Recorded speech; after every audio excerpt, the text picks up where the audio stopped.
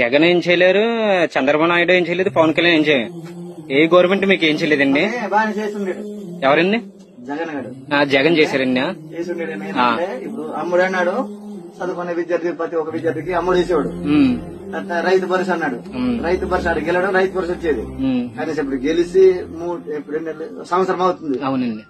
అంటే 2 గెలిచాడు కాబట్టి చంద్రబాబు కనీసం ఇది ఇంటింటికి 3 గ్యాస్ బండ్లు అన్నాడు.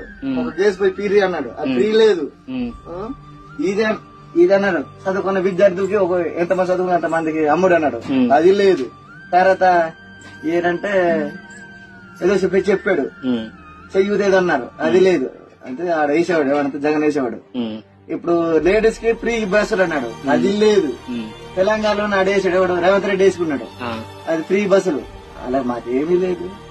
గ్యాస్ బండలు వండుకోవడానికి వర్షకాలం వస్తే మాకు పుల్లలు ఖర్చుకోవు, మరి గ్యాస్ బండి ఉండాలి కదా, అంతేనా?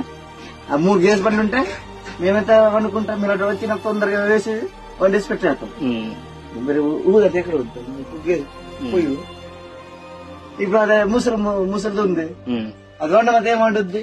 ఊది వండగలుగుతుందా? లేదండి, వండలేదు కదా. ఇప్పుడు మీరు తొందరగా ఆకలితో వచ్చారు, పెట్టుబడి ఎక్కడ పెట్టగలుగుతామండి? అది గ్యాస్ బండి సరుకునేసి వేసేస్తాం. పొయ్యి ఇస్తానన్నారు, ఇది ఇస్తానన్నారు, ఏమీ లేదు.